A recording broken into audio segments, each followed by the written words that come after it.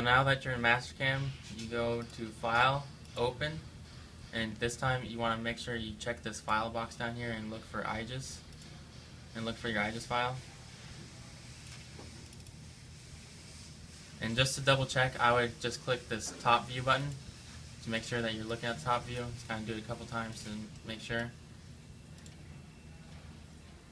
And at the beginning of bringing in your object, I always just make a point or make a line starting at 0, 0, 0. So that's like at this corner, and then I just draw like a line going this way. And then so I know this box is 4 by 4 by 4, so I want to go 0, 0, -4. And this is where my down here that's where my point of origin I want to be on the machine. So I'm going to go translate, move to origin, or X form, move to origin, and click this point, and it'll automatically move everything over there. And at this point, you don't even need these lines, so you can delete them or you can leave them, depends on what you want. I'm just going to delete this one. And then, so now that you have all this set up, you want to go to machine type, mill, and default. And that way it creates a toolpath group. And down here, you can either right click and go to mill toolpaths, or you can come up here and go to toolpaths. And your first one you want to do is rough. And depending on what type of object you have, like if it's circular or like ours is kind of more boxy shape, you kind of want to just use parallel. And I just hit check mark on this and say yes. And then say OK. OK. And then the drive surfaces, you can either just make a box and select them all, or you can just go back and select each one individually. I'll just select them all. And it just ignores this line because it's not a surface, so you don't have to worry about that. Hit enter. Just make sure just keep an eye on how many surfaces you have, so that will help you verify that you have the right amount of surfaces later. So you have 12. Hit OK. And in here you want to change all your parameters and stuff. Like your max step over, I'm just going to change it to 0.15, because you don't want it to have, you kind of want it to have half the size of your cutter, and my cutter right now is a 1/2 inch ball mill. So hit OK.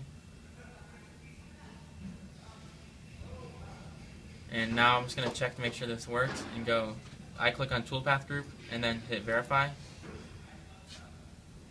But see, our object isn't the full size, so I'm going to go back. Go to properties, open that up, go to stock setup, and down here there's an option called bounding box.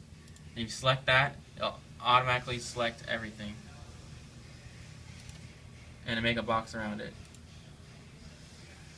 So now when I go and verify, it should make the size of the object we have.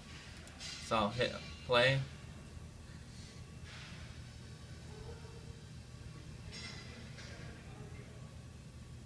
And it will go and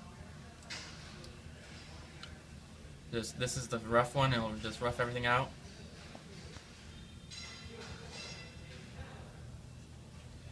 So that looks good. So now I'm going to go back down here, and I'm just going to right click underneath by the red caret and go and do surface finish this time, parallel. Hit OK, and just highlight all the surfaces and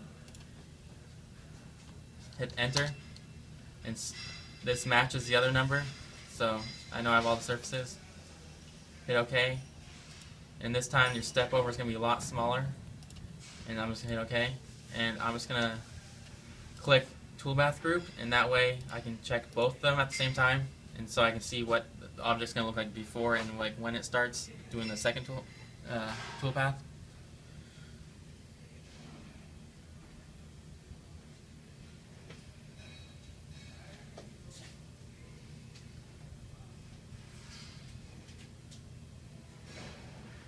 And see, right now it messed up, so I may have just I may have to increase the retract rate on the other one, because it looks like it was coming over and slid across and hit it.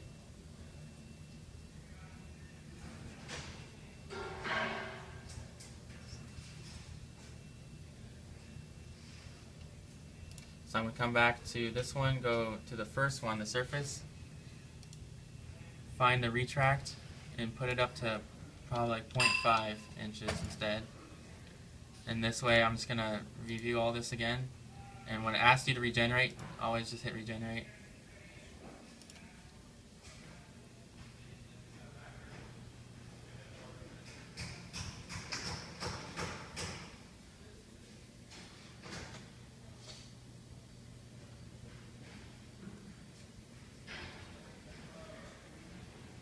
Yeah, but see, I think this time I might, oh, still hit it. So I may have to go back and look at the surfaces, but I'm pretty sure I have all of them. Or I might make the retract rate even higher. Well, I'm just going to ignore it for now. And another thing is, if things start looking funky, at the very beginning you can change it to quality.